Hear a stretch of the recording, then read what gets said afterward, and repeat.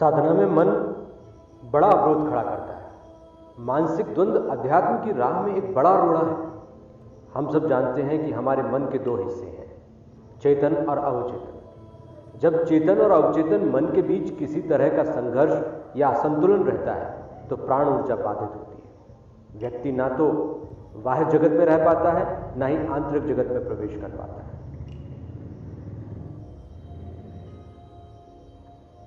खंडित व्यक्तित्व mental disorder create करता है। ऐसे में कई बार व्यक्ति साइकिक भी हो सकता है। अध्यात्म के मार्ग में ऐसी स्थिति अक्सर क्रिएट हो जाती है जब हम अपने मन से साधना को बिना किसी दिशा निर्देश के कैसे भी करते हैं। हम सब जानते हैं कि हमारे अंदर सत्व, रज और तम 3 प्रकार की प्रवृत्तियां होती हैं। तीनों गुण हमें अलग अलग दिशा में खींचने की कोशिश करते हैं। इन तीनों के बीच सही तारतम्य और संतुलन स्थापित नहीं होने के कारण ही रसाकशी की स्थिति पैदा हो जाती है। कई बार हम मानसिक धारणाओं के शिकार भी हो जाते हैं। शरीर की स्वाभाविक प्रकृति कुछ और कहती है और हमारी धारणा कुछ और कहती है। धार्मिक मान्यताएं हमें कहीं और ले जाना चाहती हैं। अधूरा ज्ञान हमेशा खतरनाक होता है। विचारों में अस्पष्टता भी दिक्कत खड़ी करती है। साधना से पहले अत्यधिक सैद्धांतिक ज्ञान खतरनाक है। 50 तरह की किताबें, वीडियोस और आर्टिकल्स पढ़कर हमारे अंदर जानकारियों का कचरा इकट्ठा हो जाता है और यह भी मानसिक द्वंद्व का कारण बनता है। इसलिए ज्यादा जानकारियां इकट्ठी न करें, बहुत लोगों के वीडियोस न देखें, बहुत ज्यादा आर्टिकल्स न पढ़ें। सहज बने, सरल बने, सब कुछ ईश्वर पर छोड़ दें। अपने शरीर, मन, मस्तिष्क और आत्मा के बीच संतुलन बनाएं। शरीर की जरूरतों को भी देखें और मन के पीछे भी बहुत ज्यादा ना भागें।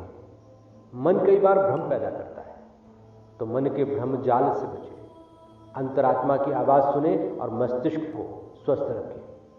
इन चारों का संतुलन ही हमें साधना में आगे ले जाएगा। साधना और भक्ति में अहंकार यानी मैं का भाव भी बाधा क्रिएट करता है। यदि व्यक्ति ये सोचने लगे कि मैं कर रहा हूं, तब साधना साधन न रहकर जिमिंग बन जाएगी। एक तरह की कसरत से शरीर तो बनाया जा सकता है, लेकिन ईश्वर को प्राप्त नहीं किया जा सकता। व्यायाम और योग में यही अंतर है। आसन करके योगस्थ नहीं हुआ जा सकता। आसन के साथ भावनाएं बहुत जरूरी है। परमात्मा के प्रति समर्पण, सहज, सरल, निष्पक्षता, ईमानदारी और विश्वास। भक्त बनने का दिखावा न करें।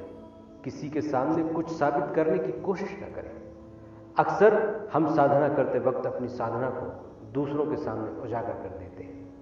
इसके बाद उनके सामने अपनी साधना की उपलब्धियों को दिखाने की चुनौती खड़ी हो जाती है, क्योंकि यदि साधना कर रहे हैं तो लोग उसकी उपलब्धि के बारे में पूछते हैं और उपलब्धि इतने जल्दी हासिल नहीं होती। इसलिए साधक दूसरों को दिखाने के लिए झूठी उपलब्धियों का सहारा लेता है, झूठा दिखावा करता है, झूठे अहंकार करता है। उच्च स्तर के साधक कभी भी दिखावा नहीं करते। कभी भी उन्हें अपनी साधना और उसकी उपलब्धियों को साबित करने की जरूरत नहीं रहती। इसलिए साधना में दिखावे से बचें और अपने आप को बड़ा साधक बताने से बचें। हो सके तो अपनी साधना को गोपनीय रखें। बहुत बहुत धन्यवाद।